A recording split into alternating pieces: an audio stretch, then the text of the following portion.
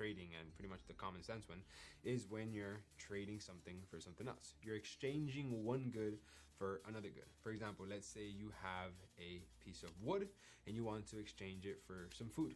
You are now trading one thing for the other. This is the textbook definition. Now, this is where you're going to get one asset and exchange it for the other. This is exactly what happens in the markets. You're exchanging one asset digitally for another one. Now, you're not actually holding these assets tangibly, obviously, because they're digitally, which gives you a major advantage to leverage that in your favor and make a living out of this. And this digital version of trading is actually in many markets. You have it in Forex trading, you have it in gold, you have it in commodities, in currencies, you have it in futures. There's many different types of digital forms on how to actually make money from the markets in trading, where you are doing pretty much the same thing on all different types of trading platforms. You're pretty much buying one thing, exchanging it for the other for a profit, or you're selling one thing, exchanging it for the other to make a profit.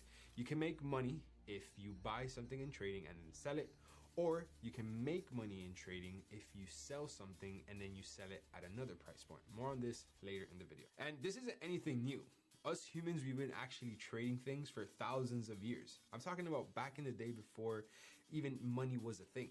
We were exchanging cattle for wood, or we were exchanging wood for some fish. Some people had goods that other people didn't have, so we were trading and exchanging one thing for another. Just in different amounts where one person was gaining and so was the other person. So it was an equal exchange because both the people had to do it. One person needed fish, the other person needed wood.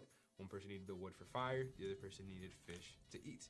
And if you have an excess of each, instead of pretty much you're not using it, you exchange it for somebody else for something that you need. So now in Forex trading, we're obviously not trading fish for wood. We're trading one currency for another currency. For example, the euro being traded for the US dollar. The US dollar being traded for the Great British Pound. Have you guys ever gone to the airport and as soon as you get off of the plane, you see these big exchange money spots that you can pretty much go to, and if you're in a different country with a different currency, you can exchange $100 for $100 of that currency's actual physical dollar? We have all actually participated in the currency exchange participation. And this currency trading happens every single day. I'm talking trillions of dollars. Yes, trillions, not millions, not billions, trillions of dollars that are being exchanged every single day. To have the exact number, it's actually $6.3 trillion is moved in the market every single day. So when you're trading the foreign exchange markets, you're trading one currency for another, but you're not actually buying currency tangibly. And you're not going to get this money in your bank account, or you're not going to hold it in a reserve account or in a different exchange. You're not doing any of that. You're simply betting if price will be going up or if price will be going down. You're essentially betting that the currency will get stronger or weaker versus the other currency. And the way that this works is by fundamentals. It's by the government, by the interest points of that country, by the banks behind that country and their funding, by the economy of each and every country. And if the country gets stronger than another country, that currency will rise, making it stronger than the other currency. So there's a spread there that it will go up in value and you make money on that spread. And let's say if a currency gets weaker than a different currency, then there's a spread that you can also make money on that as well. So for example, let's say that the US has had a recession and the euro is actually in a booming market. That means that the US dollar is going down and that the euro is going up. This is where you would want to buy the euro and where you would want to sell the dollar. Because the market is clearly bad with the dollar, so you want to put sells in that the dollar will go down, and you want to put buys in that the euro will go up because it is doing better than the dollar. It's almost a win-win scenario because the fundamentals are driving price down for the US dollar and driving it up for the euro. Now, bear in mind, you're not only just buying the euro or you're just only selling the dollar. You can't do that. You have to bet on a currency pair.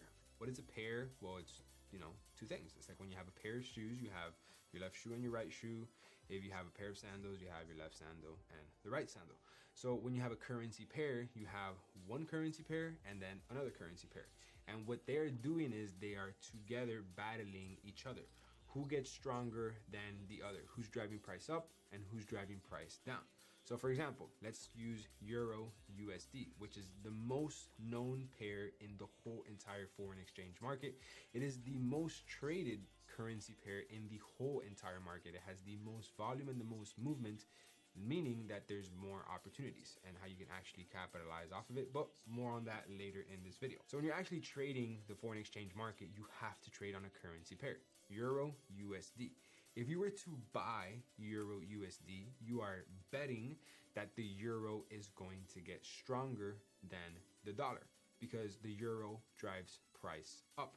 And if you were to sell Euro USD, you are betting that the dollar will get stronger than the euro. And that is because in the Euro USD pair, the euro is the base of the currency pair, and then the USD is the quote.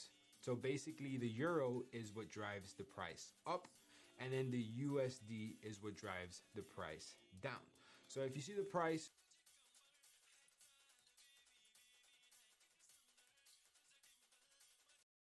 strong. So if you want to bet on the dollar getting stronger, you have to sell Euro USD because the US dollar is going to get stronger than the euro. And if you want to buy Euro USD, you are betting that the euro will get stronger than the dollar. And this works for all currency pairs across the market. For example, GBP USD. It's the Great British Pound versus the dollar. So if you buy GBP USD, you are betting that the pound will get stronger than the dollar. And if you are selling GBP USD, you are betting that the dollar will get stronger than the pound. And in the foreign exchange market, there's thousands of pairs. I'm talking literal thousands. Like you can have the US dollar against the Mexican peso. You can have the Mexican peso against the Russian dollar. And that is the beauty of this market. There are so many different types of opportunity because there is so much more money being moved than the stock market, than the futures market, than even the crypto market. There is $6.6 trillion being moved every single day because this is a market of the whole entire world, of all the currencies in the world combined in one single market. Compared to the New York Stock Exchange or US 30, you're only dealing with the companies inside of the United States, which can only be so big. So that is pretty much a very entry level of what Forex is. Now, there is many markets out there like futures, commodities, cryptos, options, and there's great opportunities there, but nothing compared to Forex. So now let's actually dive deep into actually how this market works and how you can learn everything you need for you to be able to go battle this market every single day. So now that you've seen that there's different types of currencies that you can actually trade all around the world, now there's actually different types of formats that you can trade. There's different types of way on how you can approach these different types of currencies that they all move very different. So to begin with, you have scalp trading, which is known as the lower time frame traders. These are the traders that have the faster movements, that they're in the market a lot less time. They have a higher win rate, but a lot less of a risk to reward. These are traders that usually are kind of stuck in front of the market the majority of the day or the majority of the night, that they have to dedicate hours sitting in front of the computer to just find one little good opportunity because they're only in the market probably within 1 to 2 hours of the market movement, which they can either be winning very fast or losing very fast. And some scalpers can either enter 1 to 3 trades every single day in order for them to make some money or just make back losses from the previous day, because the majority of the scalpers will lose the majority of the time because they're taking a lot of trades constantly. And scalp trading is actually the most attractive type of trading that beginners kind of approach to it because they just passionate about trading and they want to be in front of the charts as much time as they can. So they approach scalping thinking that's going to be the best way for them to make money. Next, it leads me to day trading. So I'm sure we've all heard the term, oh, he's a day trader, or I know a day trader. Well, it's actually a very common term because it's what the majority of the people that work a 9 to 5 attempt to do. Because for you to be a day trader, you pretty much have to be in front of the markets while you're in a job. So people kind of treat it as their side income. And day traders are usually in front of the markets a little bit less time than scalpers, but they are definitely taking a lot less trades. They would be taking maximum 1 trade every single day, because anything more than that, you fall into the category of scalping. And day traders are a bit more selective when it comes to the trades, and their trades can last anywhere from 1 to 3 days to play out. Unlike the scalpers, that their trades can last anywhere from 1 to 2 hours. So day trading, your trades are actually being held 1 or 2 days compared to scalpers, which is a little bit of a time. Next is going to be swing trading. So swing trading is actually a approach of the market where you are swinging the market, meaning you're just chilling. You're going to be in maybe 1 position a week, maybe 2 positions a week if you find a good probability trade, and you'll hold it throughout the weekend. So you'll be in the position for anywhere from 4 to about 8 to 10 days. And these positions usually run a lot longer, giving you a lot more profit. And you actually have to do a lot less work. You're probably in front of the markets for 1 to 3 hours every other day. You don't have to be involved in the market that much, because as soon as you enter a trade, you're pretty much letting your trade ride until it goes in your direction or against you. But swing traders are taking a lot less trades, but they are risking a lot more compared to the day traders and compared to the scalpers. And swing traders usually tend to have the highest win rate because they're being very, very selective on the type of trades that they take, because they're only taking anywhere from 1 to 2 trades a week. And then next is going to be position trading. So positions trading is a trader or investor that pretty much enter a trade with a long-term vision. They want to be in the market for anywhere upwards of a month, and they are not looking to liquidate their position anytime soon because they're treating it as a investment, as a position that they're entering in the market. So they're prepared to be involved for about 1 to 2 to 3 months to just simply have their trade get as much profit as it possibly could be. And position traders or investors, they'll probably take 1 to 2 trades a month, if any. Usually they stick to 1 trade a month because they're looking at the market long term. They're not looking to have any short-term gain, and they're looking to minimize their losses as much as they possibly can.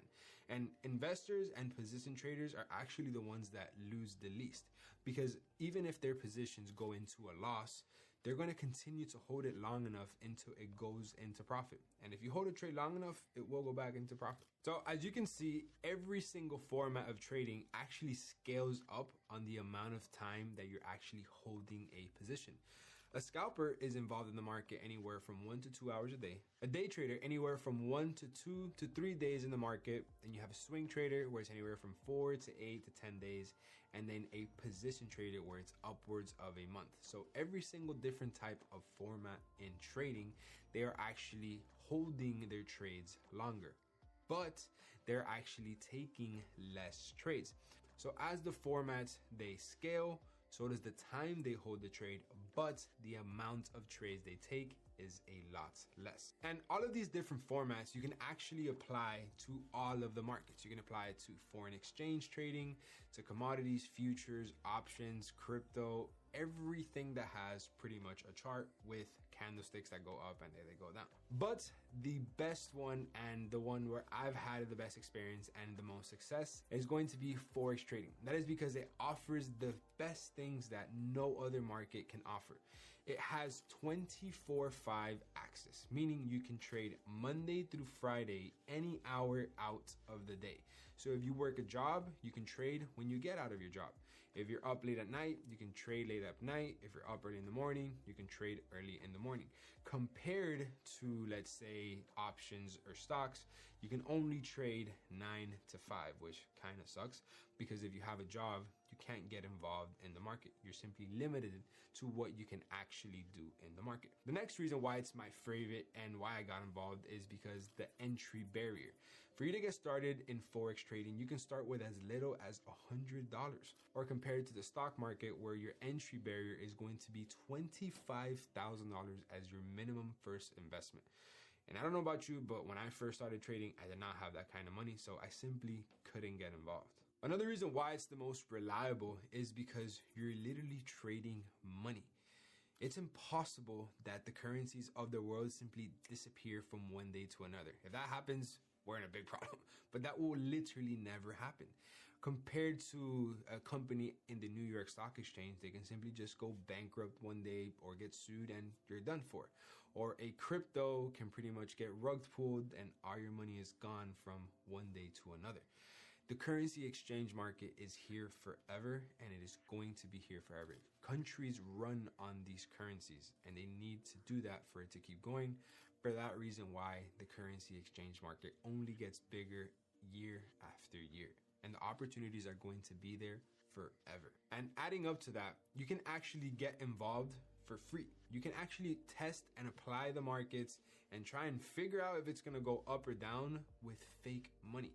You can use demo money to test your skills and learn it before you actually put real money at risk. And when I was trying to get involved in the crypto market, this simply wasn't a thing. They don't allow you to use this with fake money. It wasn't even an idea. Versus in the foreign exchange market, not only can you access it whenever you want, you can actually test it with fake money, which is actually really cool. And if you don't know what demo is, it's pretty much simulated markets. It's demo. It's not real money. It's paper trading, fake trading, where they just give you fake money in an account where you can get and pretty much go test it out. So if you want fake $100,000 and you want to test out your skills, you can do that. If you have $5,000 to put into the market and you want to test out your skills first, you can create a fake account with $5,000, which is actually amazing. So that way you can actually see how far you can get with demo money, so that when you're ready to deposit your own money, you're ready. So now that we understand how the Forex market works, a very simple way, we have to understand how can we actually execute into these markets. What platforms are required? What platforms should you look at? What platforms shouldn't you look at? And this is where it can get a little complicated if you don't have the right video. And that's why everything is inside of this video, which is going to teach you the only platforms that you're going to be needing in order to be able to execute trades in the market successfully.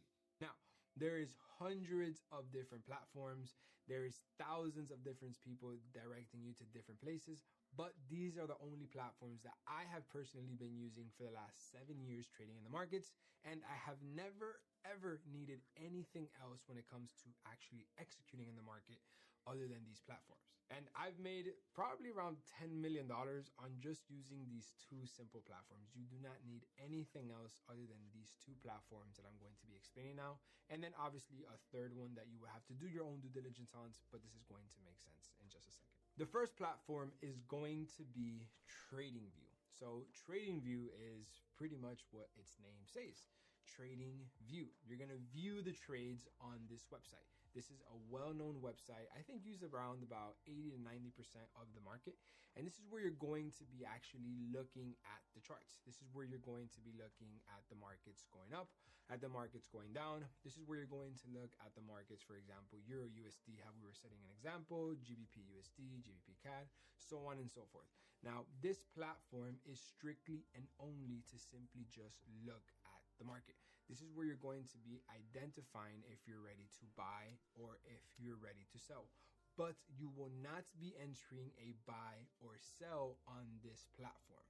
It's something that the platform offers, but I personally have never used it. Neither has anybody in my community, or I've heard anybody of ever using it before. It's something that they offer, but I personally rather stick to the different options that I'm going to share with you now.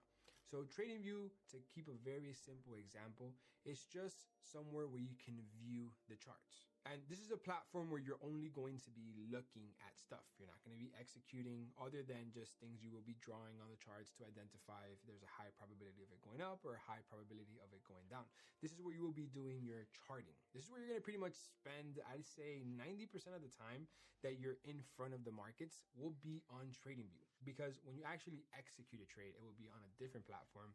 And you're not going to be looking at the numbers on the screen. You will simply be looking at the charts, because what's on the charts will reflect on the numbers on the screen, which will be on your phone or your computer, wherever you decide to actually take the trade. But TradingView is simply just so you can see the charts, whether they're going in your favor or against it. And the simplest analogy that I can put is like you right now watching this video. You're watching this video to intake the information that I am giving you, so then you can learn and then you can go execute in the market. But you're not executing a trade on YouTube. You're not doing anything on YouTube other than simply getting educated and absorbing the information that I am giving you, or that you're simply watching on YouTube. And you can watch the video in a bunch of different formats. You can watch short-term videos, you can watch long videos like this one, you can watch it in theater mode, in full screen mode, or on your phone. So there's different types of ways on how you can intake this information. It's the same exact thing with TradingView. You're looking at the charts in a bunch of different ways, so you can intake the information, so it can tell you if you're ready to buy or if you're ready to sell. But you're not doing anything other than just looking at the information that the market is sharing with you on TradingView. So let me actually take you to TradingView just so you guys can get a very simple insight of what this actually looks like and what to pay attention to and what to not pay attention to, because this can almost be very overwhelming at the beginning and information overload. And trust me, it happened to me, and I almost kind of got intimidated and didn't even want to look at it too much because I just didn't know what to look at. So I'm just going to explain to you right now what are the only things that matter when you log into TradingView very briefly, and then you're going to see what you shouldn't be paying attention that, because honestly there's a lot of stuff here that you really don't need. So diving into TradingView right now, this is as soon as you log in, this is what you will be seeing.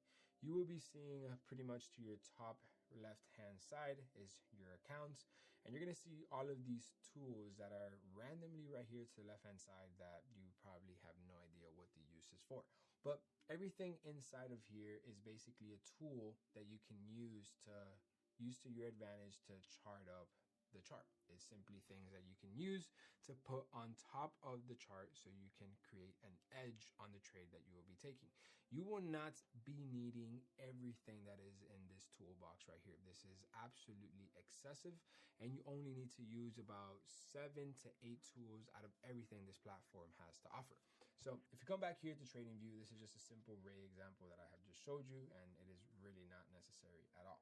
Within this section, you have many different types of lines. You have the info line, the extended line, trend line, horizontal line, all these lines that literally I do not use, and you will never need to use it. You will only need to use 3 things from this line section, and that is going to be the trend line, the horizontal line, and the horizontal rate. So if you'd want it, all you have to do is put a little star. When you put a star, you will notice that it will pop up on this box right here that is going to pop up in front of your charts. This is going to be your favorited tools out of all of the ones that the platform has to offer. This is so you can pretty much filter out the only things that you need, because again, there's many things in this platform that you do not need to pay attention to, and there's many things in this platform that as of today, being a multi-millionaire trading on this platform, that I have never used, meaning you will never need to use them either. So you just simply, I'm going to explain to you what they are, and don't even get curious on learning what it is. Simply just know that it's there and know that you will not be needing it ever to become successful in trading. So moving on, you have the channel section, and this is where there's different types of channels, pitchfork, shift pitchfork, all of these things that make absolutely no sense. And all you have to do is just completely ignore it. You will not be needing anything inside of the line section other than these 3, because this has no indication to creating an edge in the market, how I have been trading for the last 7 years. Now, there's might be some strategies out there that do, but the majority of them don't really use it, especially mine. So when it comes to here on the second section, you're going to have your Fibonacci's, and we will be using absolutely 0 of these Fibonacci's. These are all different types of random stuff that just make your chart look weird. Like, look at this. You're going to tell me you can create an edge with this funnel or this fan, whatever this is even called? No, it simply doesn't make any sense. It's just accumulating your chart. It's putting mathematics behind it that honestly it's not needed when it comes to trading. All you will need when it comes to trading is read the price action, which price action is the chart but we'll get into more details later in this video. I can only get into these details when you actually know how to visually see them, because you have to see them on a platform, and this is the platform that you're going to be seeing them in. So you will not be needing any of this complicated stuff. This just makes the trading complicated and very intimidating to a beginner trader, and you don't need anything inside of this Fibonacci section along with the gain section. You can simply move on to the next section, which is going to be the pattern. Because again, Fibonacci is just an equation where you can create an edge on it, but I will explain to that again later in this video. Right now, I just want to show you what the platform looks like, and I'll get into more details later, along with the patterns that we are in this section now. And the only pattern that we will be using is going to be head and shoulders. You can simply put a little star next to the head and shoulders, and you will notice how it's going to pop up over here to the top right hand side corner. We will not be using the ABC pattern or whatever this is. I've literally tried to figure out many times and it doesn't work.